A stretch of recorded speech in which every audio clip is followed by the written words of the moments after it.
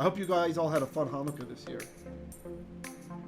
I'm always overwhelmed and amazed by Hanukkah. We're so fortunate that our ancestors were rescued. Yet again, the small little fledgling nation of Israel overthrew a dynasty, the Greco-Syrian dynasty. Just amazing. The superpower. Today it would be kind of like if there was a war between, I don't know, let's say Great Britain and, who can we pick? Let's say Great Britain attacked Gibraltar. It doesn't make a lot of sense, but just pick some super small. They attacked the Virgin Islands for some reason. Okay, the British Virgin Islands, not the American ones, right? And then the Virgin Islands defeated them, right? That's what Hanukkah's about. It's like on that mass. It's a superpower versus little tiny defeated nation that has even been assimilating into that culture of the superpower, right? Remember, Jews were, I'm sorry, we didn't talk about Hanukkah this year a lot, but, it didn't, just, we have to decide, are we going to do the Torah portion, or are we going to do whatever holiday we're doing, right? So, we didn't talk a whole lot about Hanukkah, but it's really an amazing holiday. It is not about the lamps, okay? Usually when people ask, what's Hanukkah about? Oh, it's about the miracle of the lamp. It lasted these nights, and it should have only lasted one. No, that's not the miracle of Hanukkah. The miracle of Hanukkah is that we kicked their bleep. We destroyed them. The wicked Antiochus Epiphenes armies, the guy who declared himself as God incarnate. That's what Epiphanes means. It means that he is the God. The guy who sacrificed a pig in our temple. The guy who erected a statue of Zeus in our temple. All these other wicked deeds, who executed Jews, made it a capital offense to study the Torah. That's why we have the silly gambling game. Because they'd have the Torah upstairs. They'd go upstairs. They'd study in a person's house who had an upstairs. And then they'd have the dreidels, in Hebrew, the svivon, the little tops, right? And then they'd have money on the table. And so then if you heard soldiers outside, you could quickly hide the Torah scroll and pretend like everybody's gambling. Right? Oh, okay, no problem. It's funny. In the Gentiles, some of them today, they look at Jews. Oh, look at them teaching children to gamble. Because kids, they have little chocolate money coins, and they still play the game today, right? To remember how persecuted we were, that we couldn't even study Torah. It was a death penalty. Circumcision was illegal. Can you imagine? When babies were found circumcised, Antiochus Epiphanes' orders were to crucify the mother and hang the living baby around her neck. Okay? Hanukkah is a big deal, right? It's not a failed guess at when the Messiah was born, okay? We know when he was born, September 11th, okay? It's not a failed guess. Hanukkah's a real deal, so it's silly to scoff at Hanukkah. A lot of the Hebrew root guys, oh, Hanukkah, that's not a commandment in the Torah. So what? We relive and remember how God rescued us from superior forces. They were the superpower in the earth at that time. And we were little ruled. Many Jews were assimilating. They were participating in the Olympics. They were doing, which was, by the way, immodest. In the Greco Olympics, you did your sport naked. Okay, so, and there were tributes to their gods and all this crazy stuff. I mean, people were assimilating en masse. So the real message of Hanukkah is, I will not assimilate to your worldly system. I will not become what you want me to become. I will serve my God. I will secretly study Torah, even if it's risking my life. I'll do all these things. And we survived. Yeah, we light the candles because it's dedication. It's symbolic of what the name is. Chanukkah means dedication, right? Just like Yeshua celebrated Hanukkah, we know in the Gospel of John when he went to Jerusalem, and we're told, it's so funny, the English translations are so watered down. There's so much anti-Semitism out there, especially in translations. Last night I made a mistake, and there's a teacher that I like. I won't say who he is, but he's not Messianic. He's a Christian guy, and I'm trying to be very careful about identifying him. So, and he teaches a certain style of evangelism that is very interesting to me. Right? He's very successful at it, and so I listen to him a lot throughout the week when I'm doing chores or something. Right? And anyway, last night he was starting up a new style of teaching, a new kind of teaching he wants to do on the side, which is Bible study. And I thought, well, that's interesting, because to me, he doesn't seem like he knows the Bible that well, right? Because he's so busy with a specific type of evangelism, right? To a specific group of people, that he focuses all this time on all the nuances of that he's not a scholar or something, right? But I like him a lot. I thought, okay, let's go see what he's got to say, right? So I went in there, And then in the chat, some of the people, they started praising, they're talking about Christmas. They're so happy about Christmas and all this. Okay, fine. I'm not raining anybody's parade. They start talking about Christmas trees for a while, and this guy, he's defending the Christmas tree. And all right, I'm not going to say anything. Whatever, fine, And then finally, someone starts lauding praises on Martin Luther. I couldn't keep my peace. I can't. Why do the Goyim have to make this guy a hero? He's not a hero. He shouldn't be a hero of their faith. He was a lousy human being. He made people witness in the bedroom chamber, standing on his bed, when he consummated his marriage with his wife. He had his buddies in there watching him. This is like pervert alert. He wrote a book on the Jews and their lies. You can just Wikipedia and have a look if you want to see, where he called for all Christians to burn the synagogues of the Jews. And he lived in Saxony, which is part of modern-day Germany, by the way. Okay. He said that our Talmuds and Mishnahs and holy works and Torah should be confiscated, burned if possible, with the synagogues being burned. And that the rabbi should not be allowed to teach religious topics. Like, I suppose they could teach math then or something. And that Jews should have their wealth taken away from them and forced, so that they'd be forced to do jobs like digging ditches and working on farms, menial type labor. And eventually he succeeded in convincing Frederick II, the electorate of Saxony, that's like the king back then, basically. For a long time, Luther lobbied him to kick the Jews out. Please kick the Jews out of your land, sire. This is the guy who paid for Luther's bills, right? Please kick them out of your land, sire. Until finally, Luther single-handedly convinced the ruler, Frederick II, to, in the middle of winter, to kick all Jews out. And that's not it. That would be bad enough. Imagine back then, there's no electricity. You don't have a heater in your car or something. How many families do you think died? Lots. You have to suddenly move to get out. No time to sell your house. This is like, he's a hero. Oh, he's a hero of the faith because he said that everything is about grace, so it makes him a hero.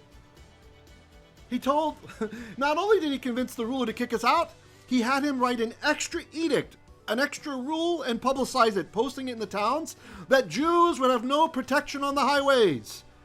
You know what that means? Translation, you can rob them. The police will not touch you. You see what he did to us? What a wicked Rasha Martin Luther is. What a wicked, wicked, wicked person.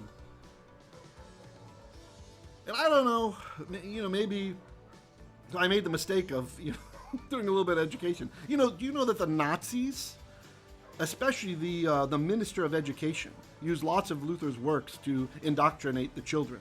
But the Nazis, they printed out in its entirety one of Luther's books and distributed it freely to the masses to change the heart and minds of the German people to hate Jews. You see? This is the hero! He's a hero of the faith! He's Martin Luther! He's so great! He's so brave! Rasha! He's a Rasha! Anyway, so with some of the other people, I started interacting. I said, look, brother, maybe we should talk about John Wycliffe or Jon Huss if you want to talk about reformers who were like heroic. These guys, they gave their lives in the 100 years preceding the birth of Martin Luther, okay? They gave their lives to reforming things. And both of them were related to translating texts, and that's why they died, right? Because the church did not believe the text should be available to the people in what they called vulgar languages. It should only be in Latin. Okay? These guys died for their faith, even though they had chances to not die, and they died. And there's others too, right? Make those the heroes. Not this guy, not this Luther character. Legitimately, historians have pointed out that he sowed the seeds of the Holocaust. Part of the Nazi propaganda was, our fathers Hitler and Luther are one and united in their beliefs. You can find propaganda tractates out there. Some people collect this stuff, World War II memorabilia type stuff. I'm not making this up. It's easy to find. Google The prophet Google can help you. Just go out there and see. So anyway, so I challenged one of the people in the chat, not the person doing the teaching, right? And I said, look, this guy's not a hero. I mean, he should not be a role model. He did a lot of wicked stuff. And this was at the end of his life, the latter end, right? In the beginning, he actually liked the Jews, and he tried to convince the Jews to help him fight against the Roman Catholic Church. And Jews didn't want to have anything to do with that. And so eventually he turned on them, especially since they wouldn't convert. He can convert them, he's trying to convert Jews, come on, with those types of tactics. And you know what else about this guy? When he did his translation, Der Luther Bibel, first pass, he deleted the books of Hebrews. Gee, I wonder why. And he deleted the book of Yaakov, James. And he deleted the book of Revelation. He said these books are not inspired by God. Fortunately, his boss, who gave him money, Frederick II, said, no. You are putting those in the Bible. And Luther argued with him, and although Luther was successful in convincing him to kick the Jews out so that many would die, he was unsuccessful at convincing his employer about this. And so, because of his principles, he agreed, okay, you're the one who pays me money and keeps me fat and in my nice house so I can be drunk all the time. All right, I will go ahead and I will include books in the Holy Bible which I do not think are from God. There's a principled spiritual leader for you. Just show me the money, and I'll put those books in there. What other books you want in there? Now, of course, who do you think it is influencing this guy? Right? After this little short history lesson. And I learned this in a secular school. I learned this in AP European history class in high school, right? So, it's not like this is mysterious information that's out there. This is just the Jew hating on the Gentile or something like that. He's a wicked guy. Boy, those Christians tore me up. And the host of the chat, the guy giving the lecture, he destroyed me. He just, attacked me full on, And and so, I'm trying to debate with him. He's got the microphone, and I'm trying to type. And the chat had so many people there, so many hundreds of people, that it was in slow-mo. I don't know if you've ever seen this on YouTube. When you're trying to chat, it goes to slow motion. Right? And so, he'd say, where are your references? And within 5 seconds, boom, boom, boom, boom, boom, I banged out a bunch of references, right? And he's like, look, everybody, he can't even give his references. I'm like, no, the chat's in slow-mo. And I like this guy. And so, we're just talking about this, and he ends up going on he says, well, the Jews sided with Persia against the Christians in this war in the Middle East or whatever. I'm like, okay. What's that have to do with Martin Luther, a spiritual leader? I'm just saying, don't lionize him. Let's not treat him like a hero. There's other heroes. There's Jon Huss. He died at the stake, banging on his chest because the bishop offered him forgiveness, offered him a parole. You don't have to die if you just sign this confession that it's wrong to translate the Bible into the people's language, right? Because he had translated a gospel, right, into German. And the common people loved hearing it so they could know the actual story for themselves instead of hearing it in Latin, right? And so the Fox's Book of Martyrs records Jon Huss as crying out, away with it if you love my soul. That is a reformer.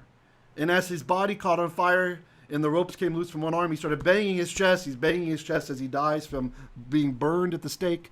For what crime? Translating part of the Bible.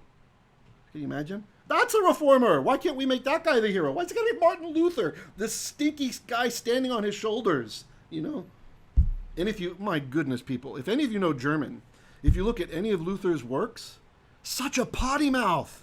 I would blush to use the language that Luther uses. I mean, he talks about the world being a bleep hole, and and they're trying to make me lick that bleep hole. Anyway, I can't. There's more. It gets worse, right? I mean, the character is just incredible. This is your hero, man. This is your hero, just because he fought the Catholics, right? I mean, he fought the Catholics and got rich for it. It's like, come on, give me a break. So anyway, so that had me bothered last night. I went to that study. I didn't intend to, have this. I would like to have called him, but he wasn't allowing calls that day. Then it would have been easier if you wanted to discuss it, right? We can talk as people, but it just kept hammering me. And Jews did this and Jews did that. Oh man, Oh, and then everybody else is piling on in the chat, right? I'm trying to debate all of them and this guy at the same time. And of course, it's in slow-mo. So you type something and like a minute later they see it. It's just, it's like, I'm so disappointed because, this guy, I like this guy a lot. He's probably the only hero I have from evangelicals. You know what I mean? That he's, that with his evangelism methods, right? And his brilliance at that. And anyway, so he brought up the synagogue of Satan, right? Like maybe it's that, maybe that's what bothers you. I'm like, no, I'm a believer. I'm a messianic. What are you talking about, The spirit of Christmas. Yeah. Okay, so let's continue on. Genesis chapter 15, verse 2.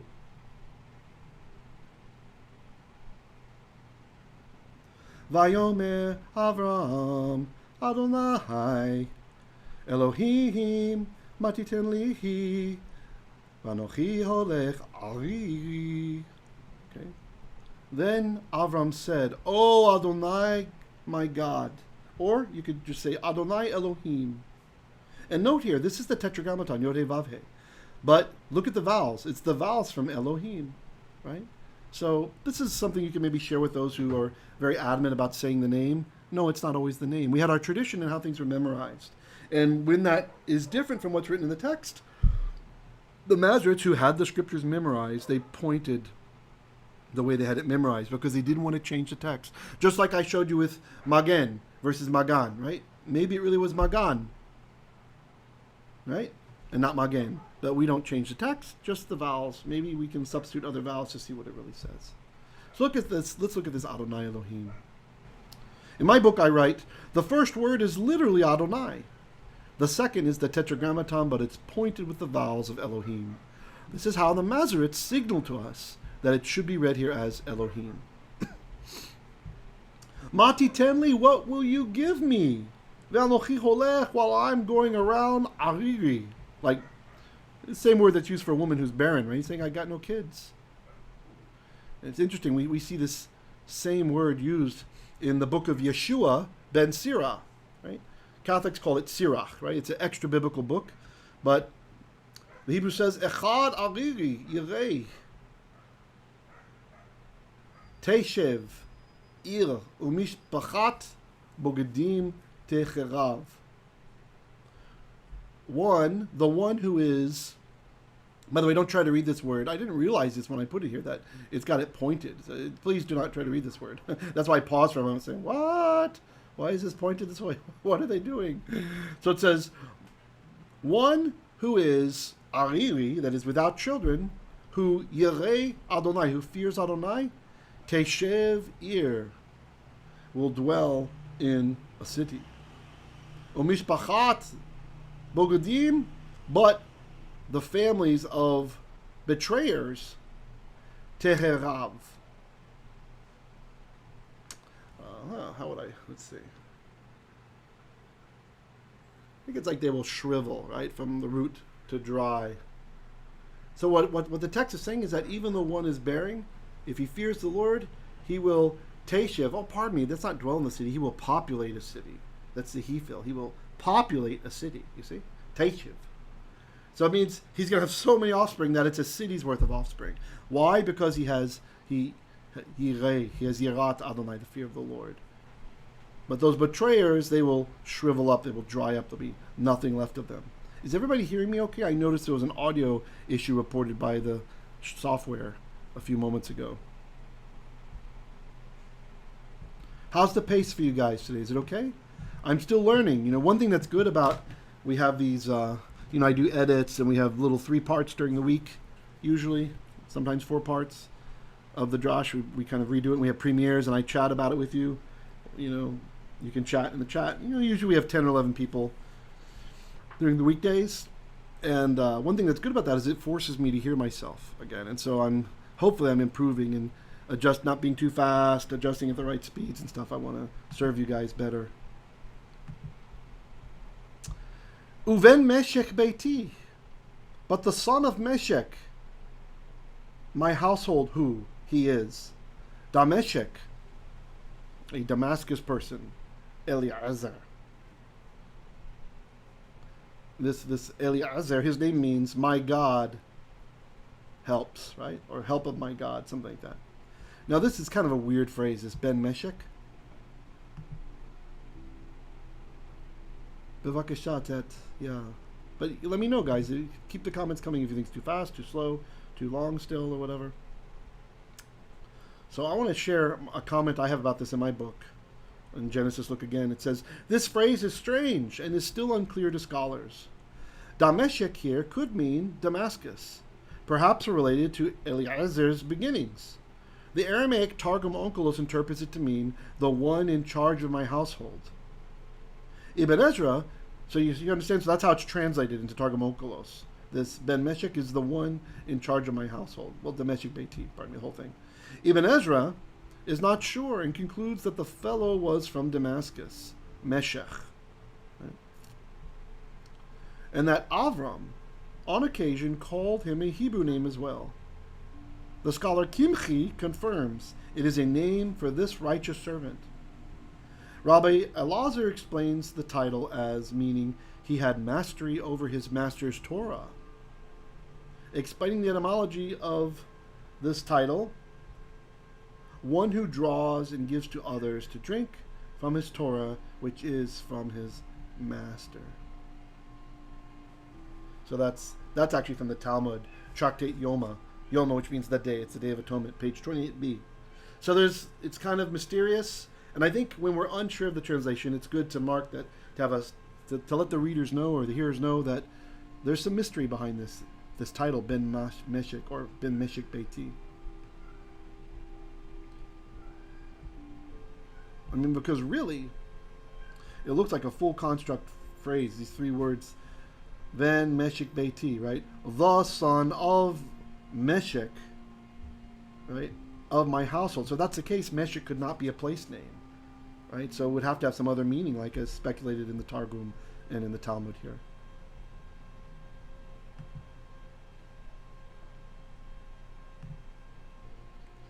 All right, Genesis chapter 15. Verse 3.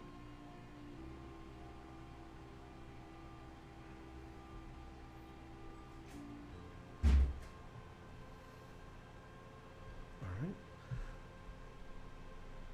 Vayomer Avraham hen lihi lo natata zara.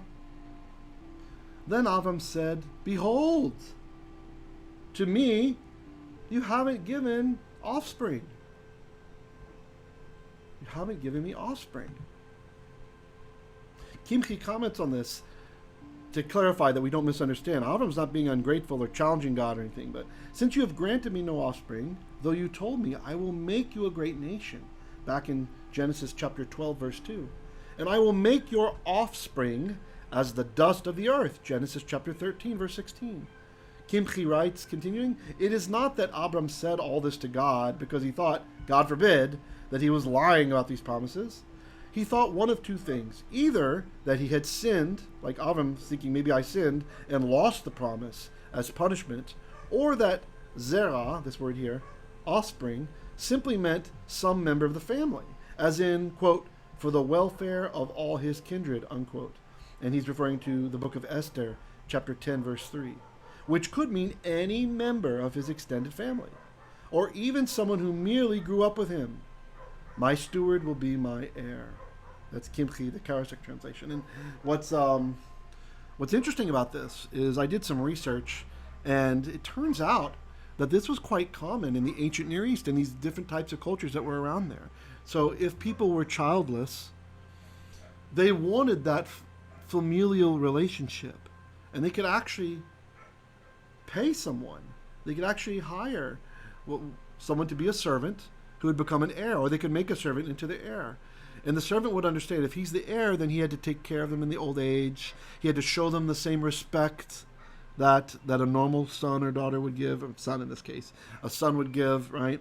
He had to honor them the same way, right? So in a way, they're getting all those good feelings. Remember a couple times back, I talked with you guys about how everything that humans do, everything we do, eventually is for feelings, how it will make us feel. We want to feel good. We want to feel like we're not sinners, that we're doing the right thing, that we're in the Lord's will. right? Of course, the pagans have other things they're after, right?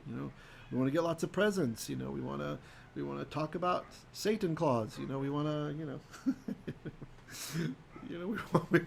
we want to get those little beautiful eggs for fertility goddess. We want to get those bunnies and keep Ishtar happy. So we won't be sterile without children. Someone give me a shout out if you're still hearing me, if you can still hear my voice. So there's not a lot of feedback today. Yes. You guys hear me? Are you hearing me?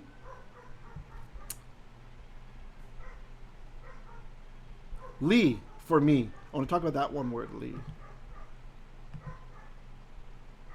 Sarna, the modern Jewish scholar, comments in the Jewish Publication Society in his commentary on Genesis. Volume 1, he says, granted me no offspring. Hebrew li, to me, is placed in an emphatic position before the verb, so that it carries the sense of no offspring of my own. Right?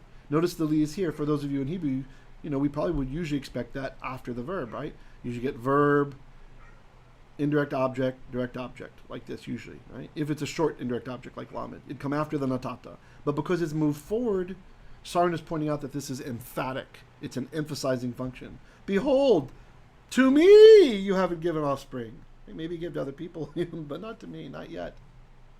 Avram's really pained by this. But he's still faithful. And before you read the comment, look over here. Vehine venveti yoresh oti. So behold, the son of my house, meaning probably Eliezer, he will inherit me. So Sarna goes on to comment, this I think is a nice observation here. He says, will be my heir. Actually, maybe I won't read all this. I already kind of explained it to you, right? About adoptive parents. The servant does filial duties. Okay, this was common back then. The second part is what's important. Thus, God's emphatic and unambiguous reply, coming up in verse 4, can only mean that the patriarch, despairing of having children, had decided to resort to the adoption of his servant, but has not yet acted. Right? He's wondering, like Kimchi said, did I sin? He's not blaming God like many of us tend to do. He's blaming himself. He's thinking, God is true. I must have sinned. I must have done something to cancel out, to get punished now, to not have the child yet. God assures him this will not be necessary. Verse 4, let's see it. Vehinei davar Adonai elav lemor lo yirashecha ze ki im asher yetzei mimecha hu yirashecha. Now behold, davar Adonai elav, the word of Adonai. There it is again. Adonai's word, whoever or whatever that is, elav was unto him. Leymor, saying, Lo yirashecha, you shall not make this one inherit you. It's kind of complex in the Hebrew there. Ki im asher yetzei mimecha, but the one whom shall proceed, who shall yatsa, exodus. Literally, it says the one who will exodus from your loins. Hu yirashecha. He is the one who will yirashecha. He will inherit you.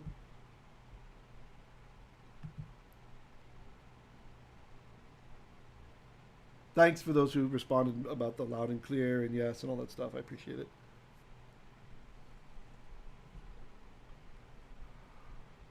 Genesis chapter 15, verse 5. Vayotze oto hachutza vayomer habetna hashamayma. Pardon me. Vayomer habetna na hashamayma usefor hakochavim im tuchal lispotam. This gets very mystical next, very curious. It literally says, then he brought him, so presumably God to Avram, hachutza, towards the outside. Right? He brought him outside. Vayomer, and he said, habet na, gaze now. is really what it's saying. Gaze, not just look, gaze. Now, Hashamayim, towards the sky. Right, so imagine this moon up there, Avram's looking. Usafor, and count hakochavim, the stars. In Hebrew, this means stars and planets, any luminous thing that's in the sky. Comet, star, planet, meteorite, etc. That's all kochavim, right? Im tuchal, if you are able to. Lispor otam, count them. Vayomer lo, then he said to him, Ko yike, such shall be zaecha, your seed, meaning your offspring. So let's look at this. Vayotse oto, he brought him out. Rashi comments, he took him outside. The straightforward sense is that he took him out of his tent so that he could see the stars. But the Midrash reads it as follows. He told him, get out of the astrological fate that you read in the stars, that you would not produce a son. Avram will not have a son, but Avraham will have one. I'm going to repeat that again, what Rashi's pointing out here. This is kind of how the ancients saw things a lot. So he's saying, Rashi's saying, the fate that you were born into, Abram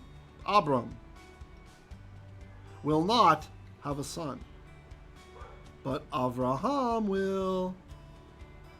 Your name is going to change. Sarai will not give birth, but Sarah will.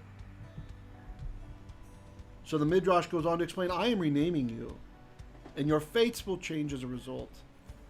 Another reading, this is Rashi commenting, he took him outside the vault of heaven and elevated him above the stars. Look toward heaven. Matching the second reading in the previous comment, the Hebrew verb means to look down from above. Interesting. What about hachutza, taking him outside? Chizkuni comments that vayotze oto, bringing him out. Okay, I got those in reverse order. Hot pink, yellow, yellow. Sorry, I did them backwards. It appeared to Avram in his dream as if God were now taking him out of his house to look at the sky. So Chizkuni, even though the Torah doesn't say this is a chalom, a dream, Chizkuni's interpreting that this was a dream, that this didn't really happen in this manner. But you see how the two sages are disagreeing, right? Two Jews, three opinions. Usafor hakochavim, and count the luminous things in the sky. The Bekhor Shor says, he took him outside and showed him the stars during the daytime. He made it so he could see the stars at daytime.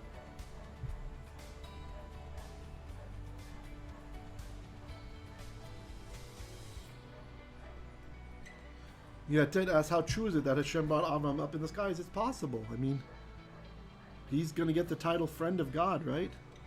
Nobody has that title. It's totally possible.